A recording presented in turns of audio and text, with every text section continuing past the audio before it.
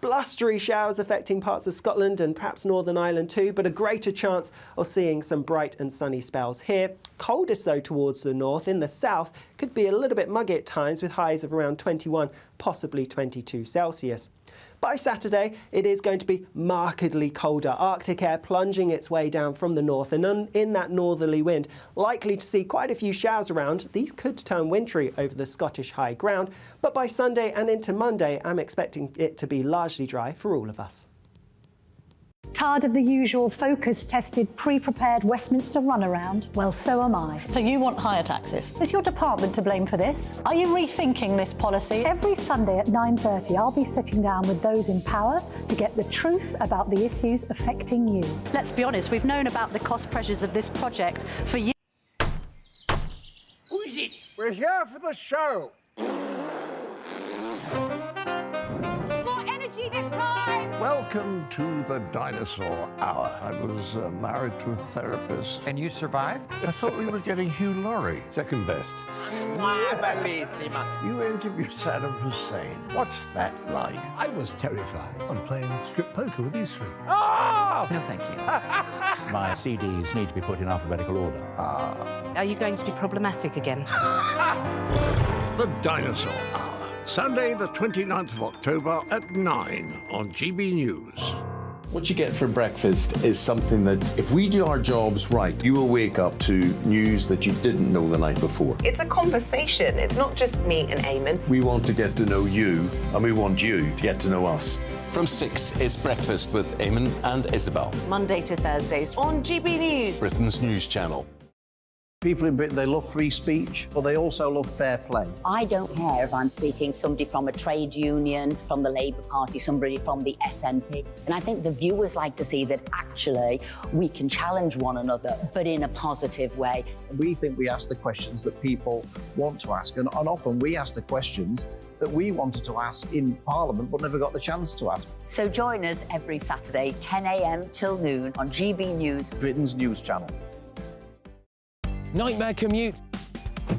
Kick it up a gear with me, Patrick Christie's, at drive time, 3 till 6 p.m, Monday to Friday on GB News Radio. You can listen online and on DAB+, on the smart speaker app, and on the GB News app. And if you've got an Alexa, all you have to say is, Alexa, play GB News. We're also on TuneIn and the Radio Player apps. From the school run to rush hour, get revved up with me, Patrick Christie's, on GB News and GB News Radio. Westminster is going around in ever-decreasing circles, followed by the media. Britain is broken. How on earth did we get into this mess? But more importantly, how do we get out of it? Join me at 7 p.m, Mondays to Thursdays on Farage, here on GB News. We will have open, rational debate. We've got to work out how Britain moves forward from this. Join us here on GB News, the People's Channel. Britain is watching.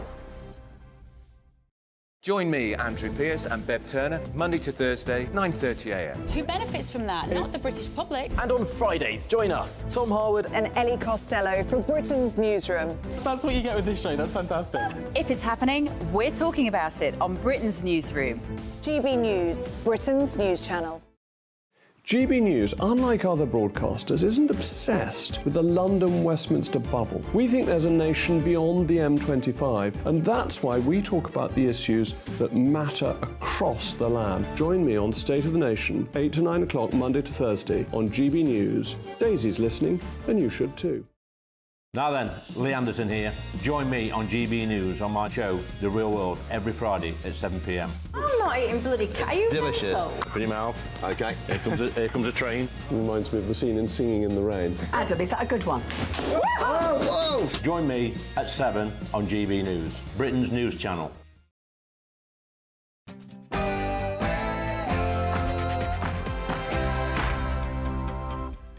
Very good evening. It's Bev in for Michelle this week. Thank you for joining me. So tonight we're going to be debating the very latest events in the Israel-Hamas war, kicking off with some analysis from an expert in the region, live from Tel Aviv. Then we're going to be looking at the misinformation appearing online about the conflict and asking if the social media companies should be doing more, or are you smart enough to know what is fact and what is fiction? Plus, a fascinating report into educational attainment post-pandemic, which proves how white children have fared so much worse than their Chinese or Indian classmates. And rapists and burglars could be spared prison due to a lack of space. That's reassuring. All of that and more after the news with Polly Middlehurst.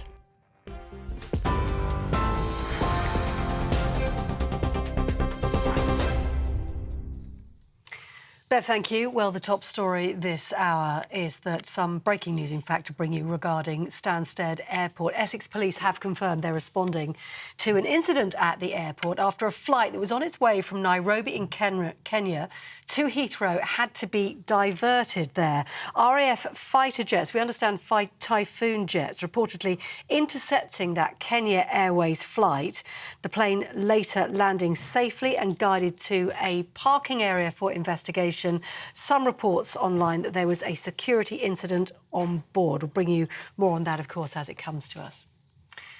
Now, in other news today, the Palestinian president has been commenting on the violence between Israel and Hamas, and he's condemned the violence against civilians. Mahmoud Abbas said the killing or abuse of civilians contravenes morals, religion and international law. His comments come as vital medical supplies run dangerously low in Gaza, with the International Red Cross warning now the situation is deteriorating fast.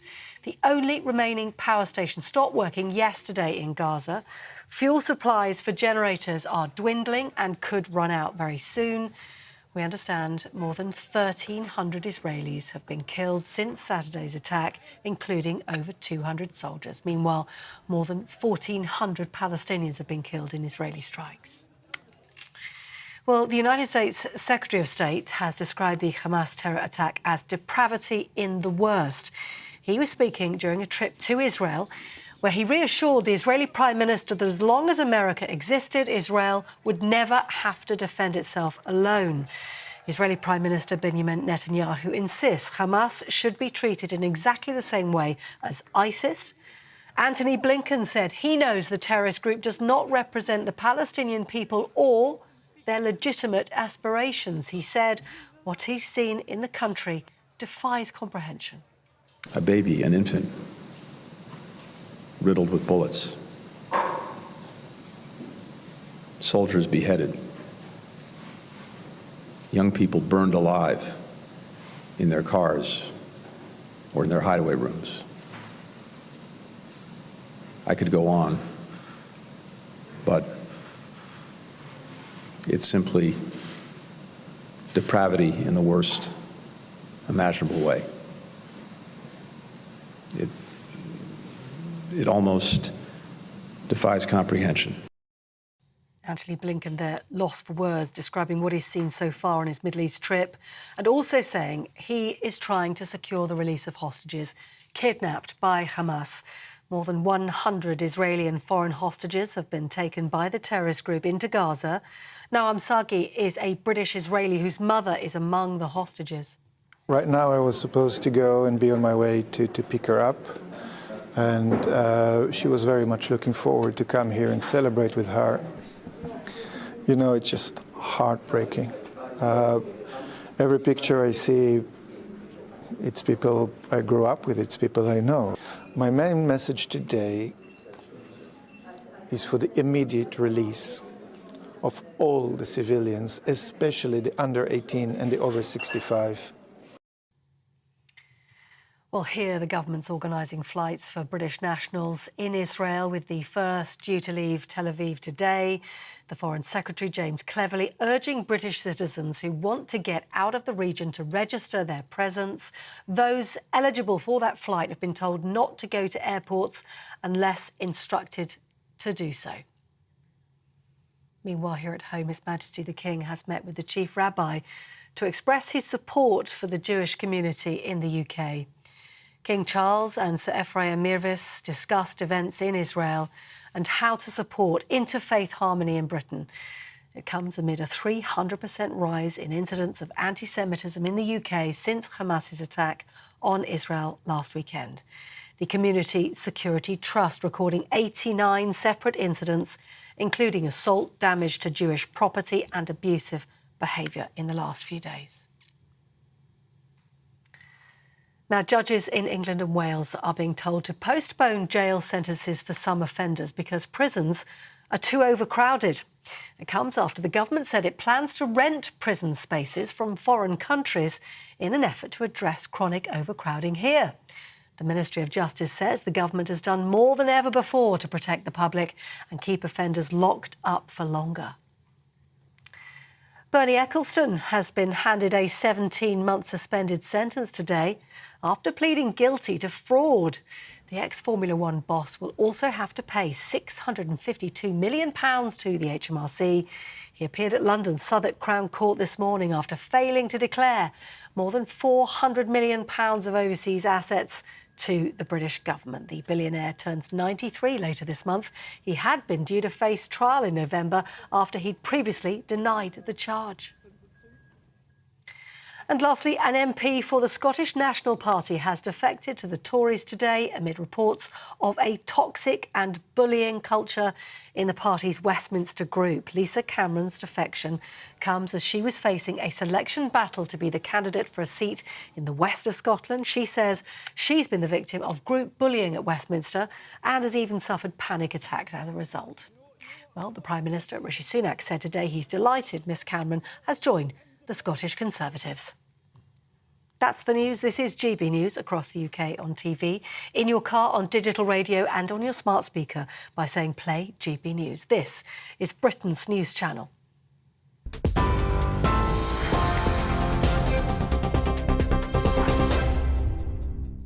Thank you, Polly. It is 7 minutes past 6. Thank you for joining me, it's Bev Turner, in for Michelle this week. So my panel are here, I'm delighted to say, because it wouldn't be very interesting with just me talking at you for an hour. Former editor of the Daily Star, Dawn Neeson, great to see you, Dawn, and former advisor to Jeremy Corbyn, and who I just described on Patrick's show as the most handsome man that appears on GB News, James Schneider. You're not offended, are you, James? No. OK, don't sue me. No, I won't see you. OK, good. Right, you get in touch with us this evening with all of your views as well, please. GBviews at gbnews.com or on Twitter at gbnews. So the Israeli-Hamas war continues into its 6th day with a death toll well over 2,000. It doesn't look like there's going to be an end to this anytime soon. Well, I'm delighted to say that we're joined now by Avi Melamed, an Israel and Middle East intelligence analyst who joins us from Tel Aviv. Avi, good evening. Thank you so much for joining us. I really wanted to tap into your expertise this evening to explain to our viewers and our listeners, because I think this has been a very steep learning curve for a lot of us over a short period of time. This conflict is ancient, and yet we are all having to understand it in detail in a very short space of time. So, in a nutshell for you, what do you think has happened here with Hamas invading Israel? Is it a short-term victory they're looking for? Is it part of a longer-term, bigger plan? Bev, thank you for having me. I'll try to do it as concise as possible. Hamas and Islamic Jihad are militant Islamic organizations. Hamas ruled Gaza Strip since 2007. They both vote to eliminate the state of Israel. They don't want compromise, they don't want peace, and they just want to keep on with destruction and death and despair. The terrorists that butchered babies and mothers and parents and old people and raped women last Saturday are Hamas and Islamic Jihad militants, terrorists. However, the mastermind is in Iran. It's important to understand it. Hamas and Islamic Jihad are part of a structure of areas of armies of terror that Iran deployed across the Middle East, from Yemen, Iraq, Syria, Lebanon, Gaza. Iranians are sacrificed, led Israelis, Palestinians, Syrians, and Lebanese at the altar of their interests. And so we have to understand that the danger and the barbaric threat that Hamas and Islamic Jihad present is not only to Israel, it's also to their own brothers, the Palestinians, as President Biden said himself very clearly, to the rest of the world. Avi, if I could just ask you to speak a little more slowly, please, because we're just struggling a little bit with the audio here, and I really want to hear what you have to say. What do you think is the gravest threat right now to that whole area? Where does that come from? Well, Bev, the greatest threat to the whole area is coming from the Iranian regime. It's not only about the nuclear program of the Iranian regime that we all know that he is trying to advance, but it's not less about the armies of terror and death and destruction that the Iranian regime has deployed across the Middle East. The Iranian regime is actually sacrificing Lebanese, Israelis, Palestinians, Iraqis, Syrians at the altars of the Iranian regime. In that context, we have to understand the role of the barbaric terror groups that is called Hamas and Islamic Jihad. They are a very significant component in a structure that the Iranian regime established, which is known by the name of the Ring of Fire. This is an array of armies of terror, starting with the Hezbollah based in Lebanon, going on through Syria with Iraqi and Afghan and Pakistani Shiite militias that are backed by the Iranian regime, and ending up in Gaza Strip in the shape of Hamas and Islamic Jihad in Palestine. The purpose of the Ring of Fire that the Iranian has established is to, in the end of the day, eliminate the state of Israel through the use of conventional weapons, targeting particularly directly and indiscriminately the Israeli civilians. We had this Saturday a terrifying, horrifying example of what we are facing. These militants that are backed by the Iranians are basically the face of evil, as President Biden say, as Secretary of State of the United States America very clearly said. This is what we are dealing with. The Iranian regime butchered hundreds of thousands of people across the Middle East. Hundreds of thousands of people across the Middle East. Let me tell you something that is enormously significant to know. Many people in the Arab world, including many Palestinians in the Gaza Strip, hold Hamas and Islamic Jihad responsible for the dire and gloomy reality of Gaza Strip. Hamas took over Gaza Strip violently in 2007. Terminating the rule of its own brothers, the Palestinian Authority. And ever since, Hamas dragged Gaza Strip to hell, disaster, and despair, and death. And many people in the Arab world, rightly so, hold Hamas responsible for that. We have to understand something significant. Anyone in the world who really wants to help Israelis and Palestinians to have future of hope, of prosperity, must stand very clearly and say the force of evil of Hamas and Islamic Jihad must be eliminated. When we eliminate the military capacities of Hamas and Islamic Jihad, then we could have the conditions for stability, because then Hamas and Islamic Jihad and their mastermind, the Iranian regime, will not be able to continue and to fuel the flames of the Israeli-Palestinian conflict at will. This is interest not only of Israelis and Palestinians who look for future of hope. This is the interest of the region, of the whole region, and this is the interest of the international community. But how do you do that, Avi? How do you eliminate jihad? How do you eliminate people with that ideology in their hearts and their heads? That's not possible. There are two different things that we have to differentiate between. There is the ideology and the political structure and the set of beliefs, distorted beliefs, and there is the military capacity. In the end of the day, Hamas based its rule on Gaza Strip and based its ability to dictate death and destruction. It is based upon, first and foremost, its military power. Hamas has some 30,000 to 35,000 militants, massively armed, massively equipped and trained by the Iranians and the Hezbollah. This is the spine of Hezbollah. The military power of Hezbollah enables him to rule Gaza Strip, enables him to dictate the trajectory of the Israeli-Palestinian conflict as it wants. Once you break that spine, and that spine can be broken, and the state of Israel is determined to eliminate the military capacities of Hamas. Once you do that, as I said before, you deprive Hamas, regardless of his extreme ideology and wishful thinking, you deprive Hamas from the ability to continue and to keep a trajectory of death, terror, horror, and destruction. Okay. So it has to be clear. Hamas military capacities has to be eliminated for the sake of Israelis and not less. Okay. For the sake of the Palestinians and the region. All right. Okay. Thank you. Avi Melamed there, Israel and Middle East intelligence analyst. James Schneider, let me come to you. It sounds a wonderful ambition, of course, to eliminate the concept of jihad, but I see no solution to that.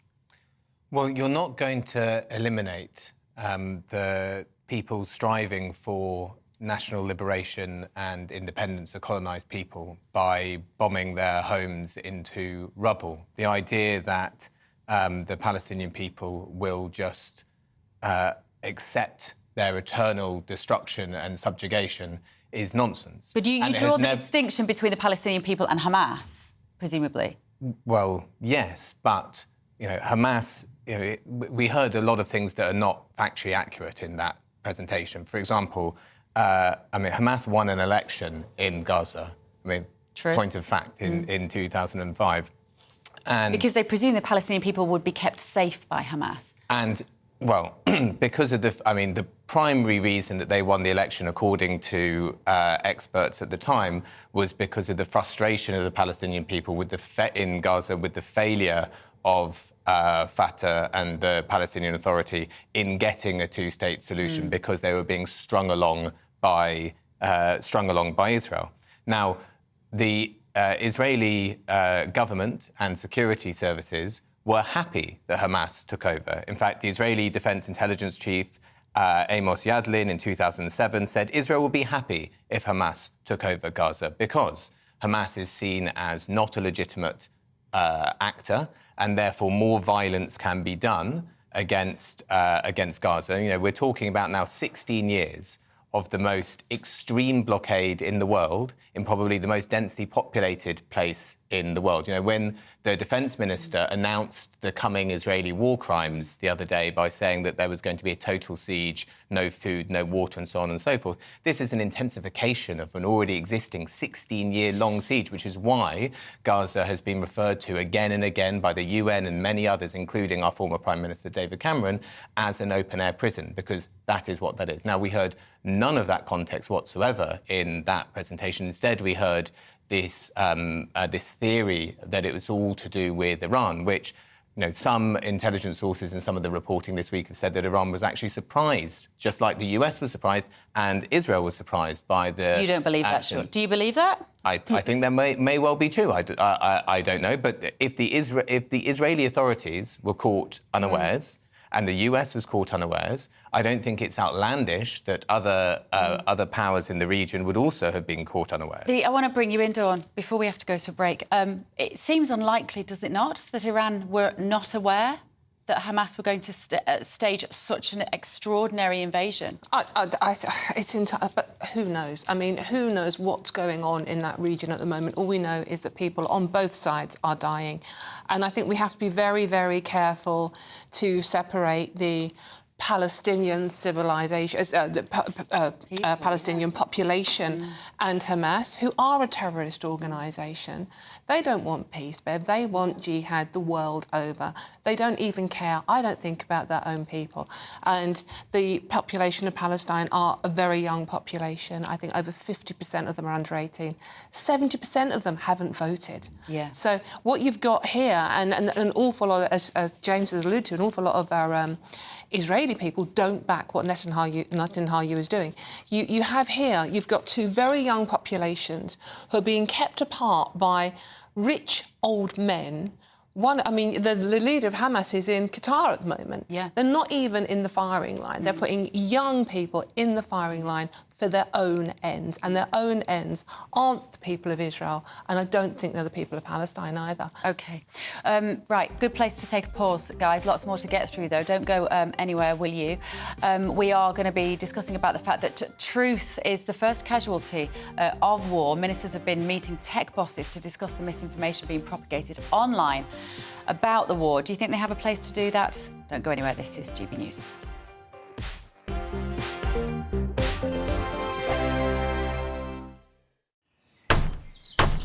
Who is it? We're here for the show.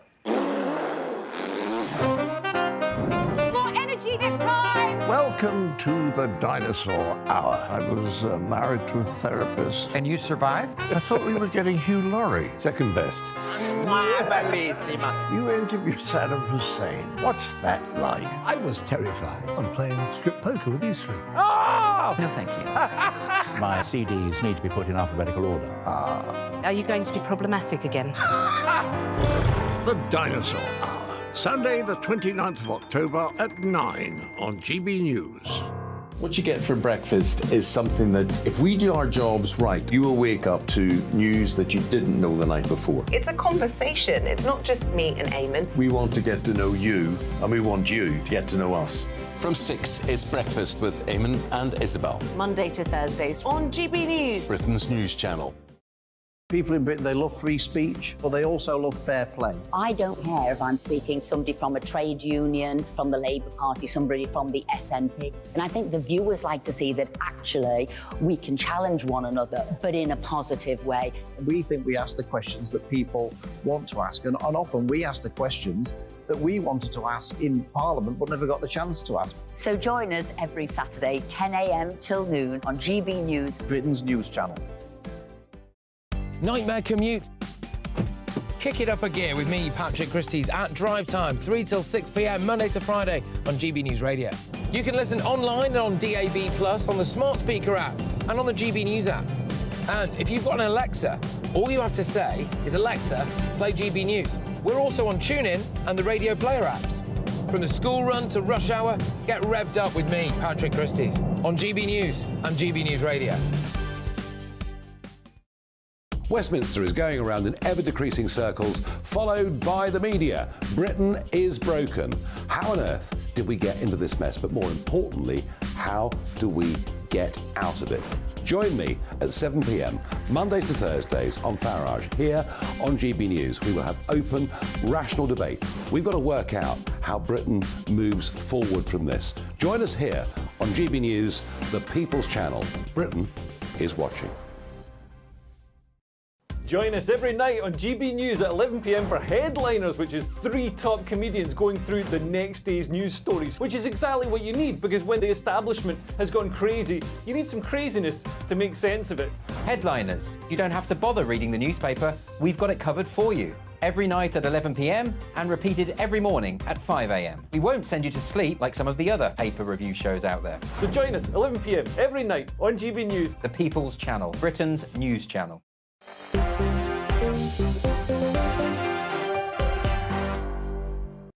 Good evening, it's 6:23. This is Dewbs & Co with me, Bev Turner tonight, and keeping me company until 7 o'clock, former editor of the Daily Star, Dawn Neeson, and former advisor to Jeremy Corbyn, James Schneider. Has it been a tough week to be described as the former advisor to Jeremy Corbyn? No, why would it be? Well, why? Go on, come on, James. I've never met you before. You're doing this very good, like, fake naive thing. You know why it would be a hard week to be represented. You're like his representative on Earth on political shows, aren't you? Just Jeremy Corbyn doesn't do anything.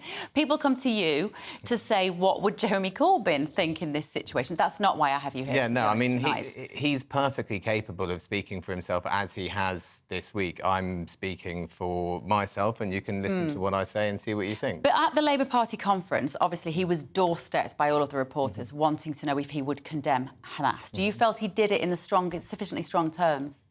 I'll just say what I would have said and what I have said beforehand, which is that it is easy to condemn atrocities that we have nothing to do with. We have nothing to do with the atrocities committed by Hamas. It is much more difficult to oppose crimes that we are connected to. And we are connected to the war crimes that are carried out now by the Israeli state against the Palestinian people, which they announced that they were going to carry out, because our government is providing them with military support, as it has done for a long time, and is providing with diplomatic cover. But we wouldn't have to be doing this if those people who were going about their business on Saturday, being at music festivals and having family gatherings, hadn't been startled by men with machine guns arriving in their garden. Yes, of course, that's horrific. And no one should say that it isn't horrific. And no one should be defending the killing of civilians. But, you know, if we were to look at this from the point of view of where we are currently sitting, right, and what crimes are we connected to and can we have some role in trying to bring an end to, we have a responsibility because we are connected we're sitting here, we're citizens of the UK, and we are involved, therefore, in the horrific, you can describe in the most emotive terms you want, the crimes that are being committed right now in Gaza and will carry on for a very long time. Now, where do you draw the starting point line? Of course, you know, for a cycle of atrocities, earlier in our conversation, we were talking about 2006 and how there's been a siege on Gaza for this period of time. Dawn was talking about what a large percentage of the population of Gaza will have only known that period of time. But it does sound, Dawn, it sounds a bit like there's an equivalence here. And from where I'm sitting, even with a modicum of knowledge of what's happened over the last few decades, there is no equivalence right now. The way people talk about this, I mean, not just James, I'm not talking James here, but the way people talk you can, that's why he's here. Well, I know, but the way people talk about what Hamas have done, they are a terrorist organisation, they are recognised as such. In their charter, they state that the day of judgment, all Jews will be killed. This isn't about Israel, this is not about Palestine, this is about eliminating all Jewish people. Do you recognise them as a terrorist There's no but about that. I recognise that their actions are atrocities that, if we apply a standard definition of terrorism, falls under terrorism. But do you apply that as definition of terrorism? Yes, but only consistently. So I think that Israel also carries out terrorist state actions against the Palestinian people in Gaza and is carrying out war crimes under international law. I think these things should be applied. Do you think those war crimes are happening now, though? Yes, the war crimes are happening right now. War crimes are happening at this very moment. At collective punishment... Hold on. This is extremely important. Under international law, collective punishment is a war crime. What they have done is to collectively punish 2.3 million people, half of whom are children, for Hamas's atrocities. That is a war crime by definition. Now, that's even without looking at the indiscriminate bombing. That is even without having Netanyahu say that he wants to turn Gaza into... I'm sorry, James, but you do actually sound like you're making excuses for them. I'm not making... I'm sorry. I'm really sorry, but it does sound like that. Please listen to every word that I'm saying, because I'm not making... I'm not making any excuses. You can't say... In fact, I would turn it around and say exactly the other way around. I think people are making excuses for these war crimes on the basis of other crimes. I think we should be able to say these atrocities are atrocities and these crimes are crimes. As I started out, yes, absolutely, and many Israelis, many Jewish people do not agree with what their country is doing. Many Palestinians do not agree with what Hamas are doing. But I can't get my head round, when we're talking about Hamas's atrocities, the murders, the beheading of innocent babies in their cots, that there is even a but to that conversation. But Israel have done this, but the world have done this. There is no but. Two wrongs don't make a right. Of course, two wrongs don't make a right. The argument that two wrongs make a right is precisely the argument that is being made by our government and Keir Starmer and the front bench of the Labour Party when they are asked, is this a war crime? Do you support this war crime? And they say Israel has every right to defend itself. You do not. You have a right to defend yourself. You have no right whatsoever to commit war crimes against other people. But they're not condoning the war crimes. They're saying Israel has a right to defend itself. Oh, yes, they are. You always put a but in when we're talking about the atrocities, the murders of babies that Hamas have committed. I guess I am not comfortable with the fact that there are babies now being murdered in Gaza, and I think that's effectively what you're saying. Yes, you are saying that two wrongs don't make a right. But what is the alternative, James? Because as Dawn says the point of this invasion was not to just take back a little land and maybe wave off the Jewish people and say, we'd quite like this land.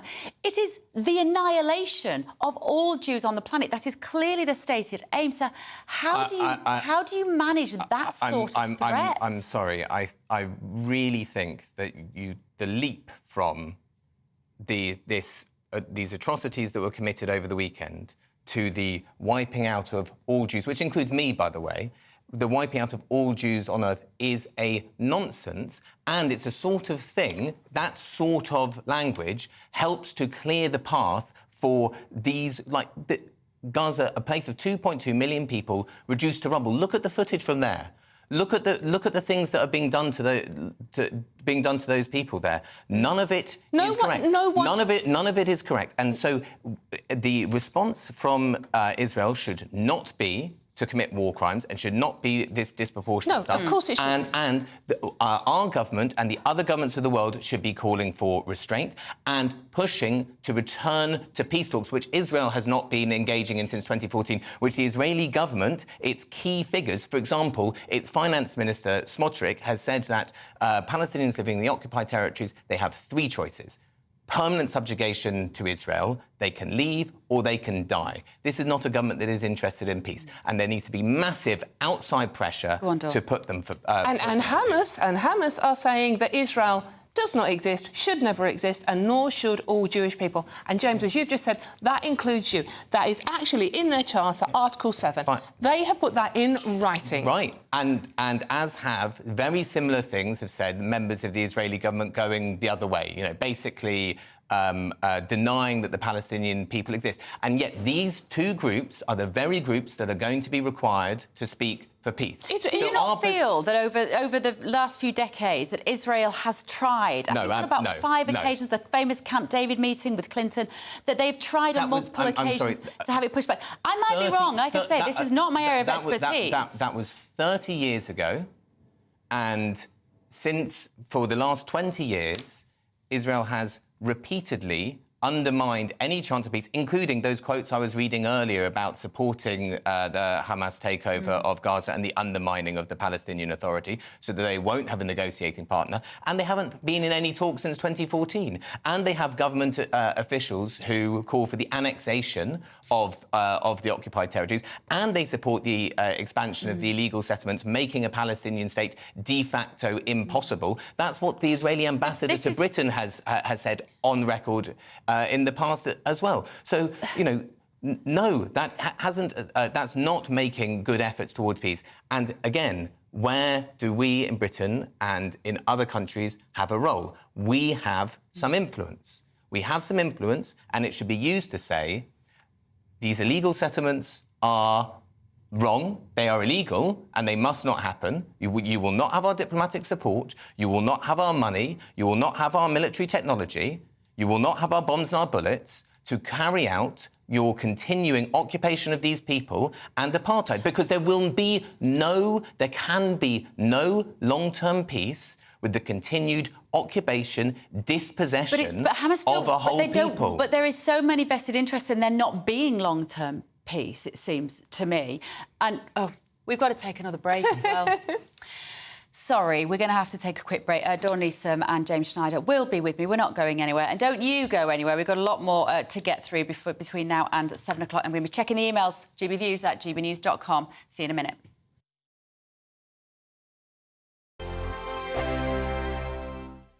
I'm Andrew Doyle. Join me at 7 o'clock every Sunday night for Free Speech Nation, the show where I tackle the week's biggest stories in politics and current affairs with the help of my 2 comedian panellists and a variety of special guests. Free Speech Nation, Sunday nights from 7 on GB News, the People's Channel, Britain's news channel. I think the most exciting bit for me is talking to ordinary people. People who I think are ignored often by the major news channels. We're going to give news they want to hear. There's a voice there that needs to be heard. I think there's a chance here for a diversity of opinion to be expressed, which you don't find elsewhere. It's really exciting. We don't hold back. We're free to say how decisions that are taken here affect us all around the country. Only on GB News, the People's Channel, Britain's news channel.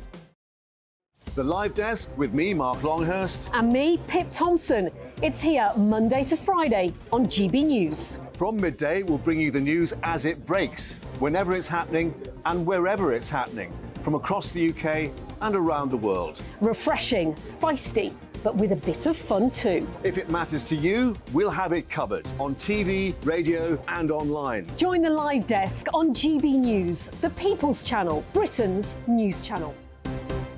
So Dewbs and Co, we tackle the issues of the day with real, robust debate, both sides of the fence, battling it out with me in the middle with my forthright opinions and views. And often really interesting things happen because you start with a position and then by the end of the debate you find actually, well, I might not have thought about that one. What we need in this country is 2 new political parties. You should maybe think about doing a 2024 calendar. I'm Michelle Dewberry and I'm keeping you company right through until 7 o'clock this evening. GB News, the People's Channel, Britain's watching. Join me, Camilla Tominey, on Sunday mornings from 9:30, taking the politicians to task and breaking out of SW1 to see how their decisions are affecting you across the UK. Bursting the Westminster bubble every Sunday morning, only on GB News, the People's Channel. Britain's watching. Every Sunday from 11, join Michael Portillo. There will be topical discussion, looking at the week before and the week to come. So kick back and relax at 11 a.m. on Sundays on GB News with me, Michael Portillo. GB News, the People's Channel, Britain's news channel. Join us every night on GB News at 11 p.m. for Headliners, which is 3 top comedians going through the next day's news stories, which is exactly what you need because when the establishment has gone crazy, you need some craziness to make sense of it. Headliners. You don't have to bother reading the newspaper. We've got it covered for you. Every night at 11 p.m. and repeated every morning at 5 a.m. We won't send you to sleep like some of the other paper review shows out there. So join us 11 p.m. every night on GB News, the People's Channel, Britain's news channel.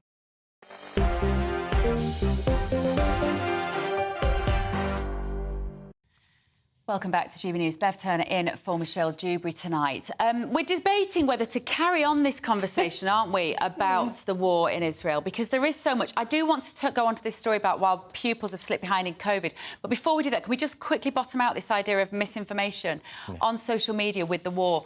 Do the government have a place? There was a sentence that I read today, Dawn Neeson, that made my blood run cold, which was about Michelle Donnellan, the Technology Secretary, here it is, hauling in X, Twitter, Meta, Google, TikTok and Snapchat to demand that they act quickly to remove content about the conflict. How dare they? I understand the online safety in inverted commas bill, which will make nobody any safer, has been introduced for this very reason. But it terrifies me at a time because the first thing that goes during war is truth. It is, yeah, that was coined during the First World War by an American politician, that statement, wasn't it? And it is true. It was true then and it's true now. The problem with the online safety bill, there are all sorts of issues with it about the freedom of speech. We completely understand that.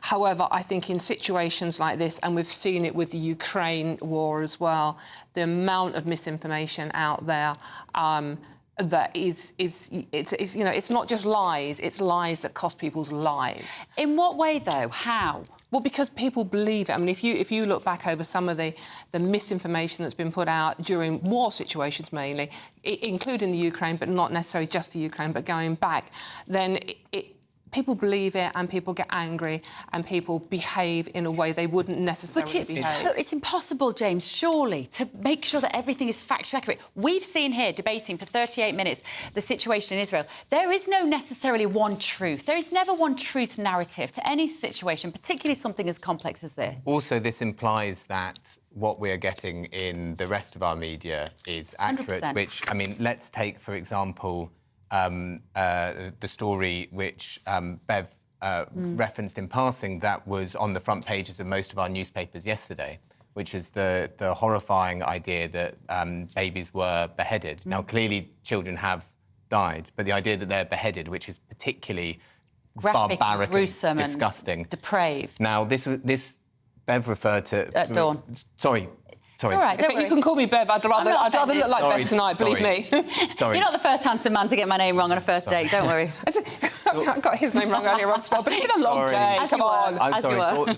And Dawn referred to it, and understandably so. It was on the front page of all of our newspapers, almost all of our newspapers. Yeah.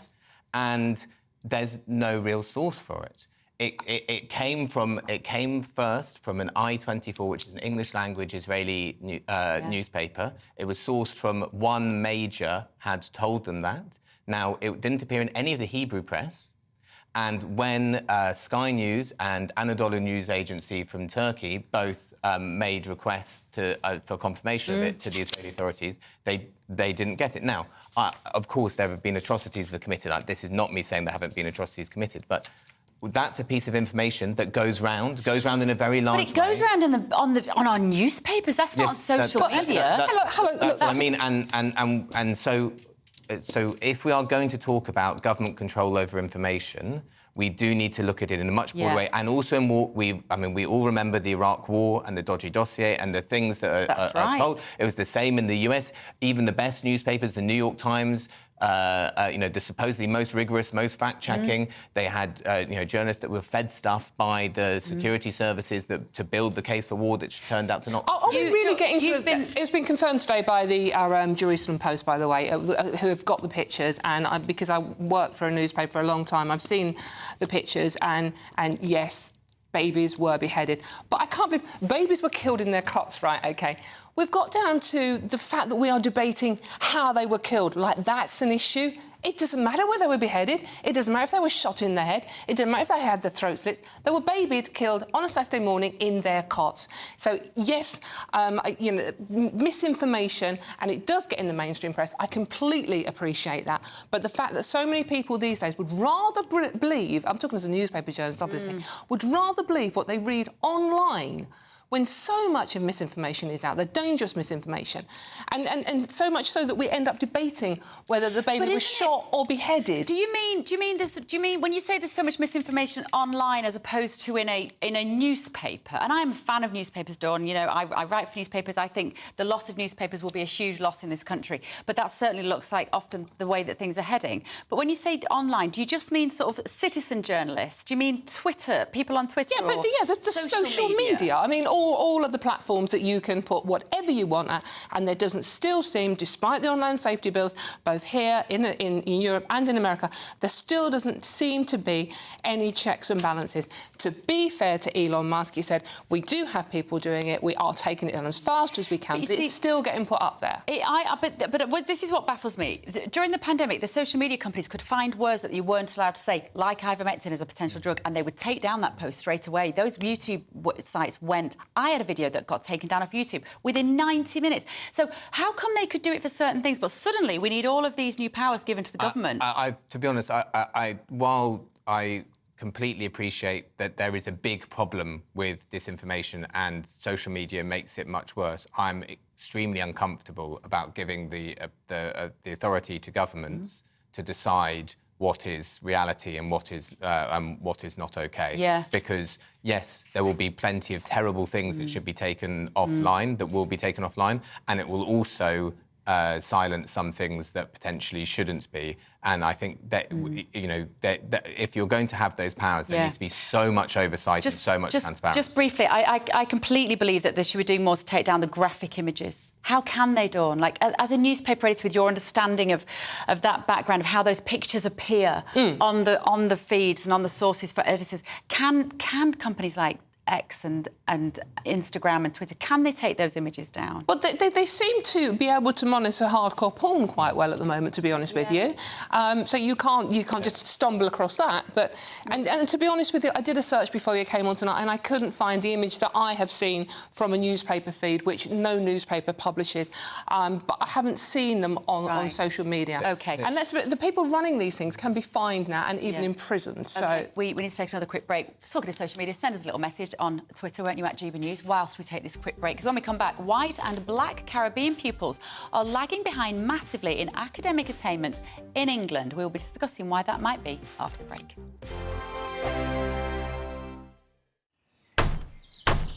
Who is it? We're here for the show. More energy this time! Welcome to the Dinosaur Hour. I was married to a therapist. And you survived? I thought we were getting Hugh Laurie. Second best. You interviewed Saddam Hussein. What's that like? I was terrified. I'm playing strip poker with these three. Oh! No, thank you. My CDs need to be put in alphabetical order. Are you going to be problematic again?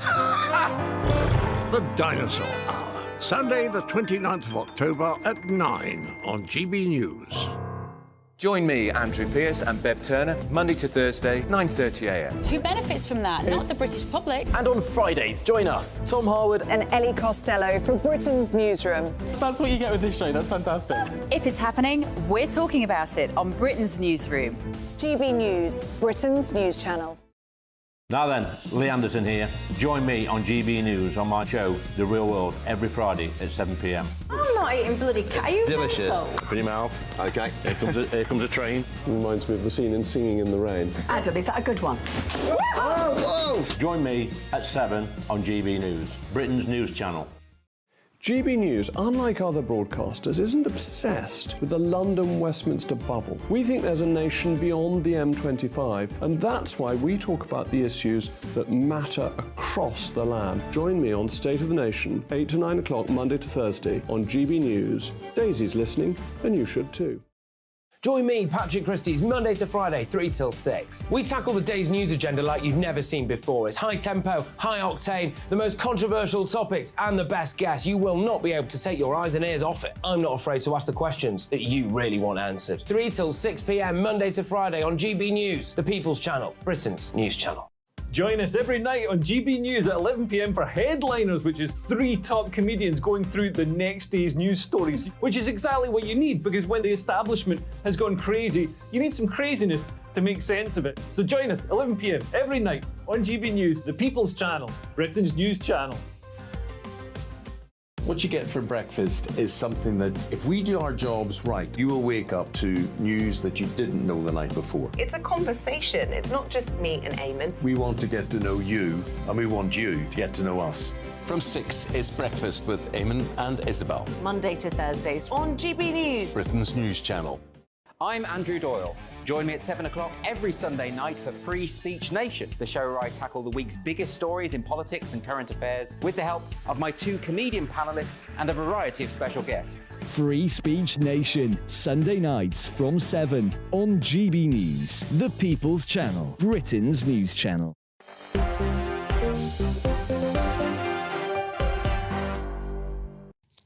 Good evening, it's 6:47. This is Dewbs & Co with me, Bev Turner, keeping you company while Michelle takes a break this week. Dawn Neeson is still here with me, and James Schneider. Right, this is a really interesting piece of research about education. Like, we all know that education attainment suffered in this country post-pandemic. Anybody that tried to homeschool their kids, I was one of them, will know that they didn't learn an awful lot during that period of time. But interesting research from the Education Policy Institute, which is a think tank, has found that children classed as persistently disadvantaged, so eligible for free school meals for at least 80% of their schooling, are more than a year behind their peers by the end of primary school and almost 2 years behind by the end of secondary school. But if you look at the attainment in schools in England in the year before the pandemic, British white children have fallen behind other ethnic groups, Dawn, and also black Caribbean pupils have also fallen behind, have this education gap.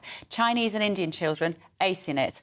The Asian kids with the pushy parents are doing brilliantly. Tiger mums. It's the tiger mums. What's happening? And it's mainly boys, isn't it, we're talking about? Girls constantly outperform boys as well. I think... obviously, there's an awful lot going on here. It's a class thing. It's quite clearly a class thing, and I think that white working class boys are the one group now that don't have anyone really shouting loudly for them. They don't have anyone going, these group are being picked on. These group are being let fall through the net here. There are lots of people defending other groups, but I think white working class boys are the ones that are literally we're forgetting about at the moment. No one really seems to care. They're demonised as chavs and things like that, and it's like, why what is going on here? And I have to say this, I know it's a class issue and there is poverty involved. Poverty has an awful lot to do with, but I also think we talked about Asian children doing very well. I think there is parental responsibility as well. Well, exactly. See, it wouldn't matter really if anybody was cheerleading for my kids now. It's up to me, really, whether they're doing any good at school. And it is a complex issue. But what do you think's happening here, James? Well, I mean, COVID clearly deepened already pre-existing. I mean, we have an extremely unequal society in lots of ways, and you can see why. I mean, if kids are not going to school and if you're in a cramped flat that's overcrowded, that's loud, where life is more chaotic, say, then it's going to just be impossible to learn. Versus, maybe another family, they've got parent working from home office, fast broadband, they've got a computer, so you can really see how those things happen. And of course, all of this is obviously the intersection between class and culture, which is what makes it a tricky but also interesting, and we should engage with it. And I mean, I think Dawn is right that particularly for boys, and there is something particularly about what our culture tells boys about what they should and shouldn't do. This particular report actually doesn't seem to differentiate between girls and boys, funnily enough. Perhaps this report doesn't, but you're right. If you do look at it, the bottom of the pile are white working class boys. So there is something about the way our young boys are socialised, particularly young boys from some groups, is bad for educational attainment. And again, I agree with Dawn. That is something that steady on, James. But it is. I mean, it's something. It's something that I mean, every kid from every background that is struggling at school for whatever reason requires more support, and they'll have different reasons why they need support, and that should be given in the way that's most likely going to do it. And I think there's also an issue with the lack of male teachers. Strong male role models. If you are from the broken home that we always use as an excuse, but if you are from a broken home and you don't have a strong father, male role model in your life, a male teacher is a good thing. There's a definite lack of them at the moment. There's something about, I guess, what it might be, I suppose, if you think about these children who are now at primary school and secondary school, they would be that maybe their grandparents were the first generation immigrants into the country, their parents were the second generation, and that work ethic of having had nothing and having to aspire. This story for me is about aspiration, and we have to ask ourselves, why are the white kids and the Caribbean kids, black Caribbean kids in this country, why are they not aspiring? Is there a complacency? I don't think it's... I mean, there's been lots of studies about this to do with reading and so on and so forth, like the more books that your parents have at home, regardless of whether they read them and regardless of whether you read them, is correlated with better educational attainment. And, I mean, these cultural things you see, and they're not about race or anything else like that. They're all about culture. It's culture, because something that a particular society values, people will get good at. It's like, why are sprinters amazing from Jamaica? It's really, really valued. There are no sprinters from Brazil, but there are footballers from Brazil. So let's take the Nigerian origin community in Britain here. Book learning is massive, massive. Or let's take, my family, my great grandparents came here as refugees, and because within Judaism, literacy is very important, books are very important, so you can see how that develops. So there's the intersection between these two things. Why are you clever? I'm not clever. Well, you are. I'm not clever. You're very clever and you're very successful. And I find that really interesting because I was state educated. You were state educated. We did in the break speculate as to whether James Schneider was state educated, and we decided no, he definitely wasn't. And it was all in the hair, apparently. Well, that's what you said. I didn't. I wasn't being. Thank you very much. Yeah, well, thanks. Yeah. But you went to Winchester College, where our Prime Minister went. Now, that, as you say, you were the grandchild of immigrants, but clearly that work ethic, that drive was there to push you to do well and to get a great education. Your parents, my parents, education was everything. I was going to do well, no matter what. And my dad drove lorries for a living. My mum cleaned people's houses. There was no books in the house at all. The closest we got to a book was a tabloid racing pages, and I love my mum and dad to bits, by the way. But They wanted better for us, so they did encourage me and my sister to work hard at school. They gave us that basis. They weren't educated themselves. In fact, my niece, who's now 26, was the first person in our family to go to university. But how did they do it? What did they do? It was a work ethic. Was it just come home, sit down, do your homework? Yes. I want to see what you've done. I think it's going back to the culture and the class thing again. It is the working from that generation. I think there's a generational gap as well here now. But from that generation where, you know, just after the war, where you were poor, you had a work ethic and you got on with it. There also might be another factor, which is that We've got to stop. Wasn't long enough, was it? No. Dawn We and could have Jake, talked about thank his you hair so more. much. Thank you at home for watching. I'll be back on Britain's Newsroom at 9:30 tomorrow morning. Here's Nigel Farage. Hello, I'm Alex Burkle. Here's your latest GB News weather update. It's going to turn wet and windy as we go through tonight into tomorrow, but then something colder is on the way as we go into the weekend. We have an area of low pressure to the southwest of the UK, and it's this that's going to track across England and Wales as we go through tonight into Friday, bringing some heavy rain and strong winds. Further north, there will be some showery rain pushing its way southwards, and with low pressure nearby, northern parts of Scotland are going to be blustery and windy as we go through the night as well. Could be a little bit chilly for some parts of Scotland, milder further south, temperatures in the mid-teens Celsius, but it is going to be a wet and windy start to Friday. And staying wet and windy as we go through much of the day, the heavy rain could cause some problems on the roads, some spray is quite likely, and when you factor in those strong winds, we're likely to see a bit of disruption. The high totals of rain, particularly over the Welsh mountains, could lead to some flooding, and there's the risk of some thunder across southern parts as well. Staying quite warm in the south though, temperatures in the low 20s here, colder further north, even though it will be brighter and sunnier with some showers. Into Saturday, a chilly, perhaps frosty start for many of us, then plenty of showers feeding down on cold northerly winds. So it's particularly towards the northeast of Scotland where they'll be most frequent and heaviest, but they are going to become a bit more widespread as we go through the afternoon. Even the chance of some winteriness over Scotland before Sunday and Monday looks mostly dry but chilly.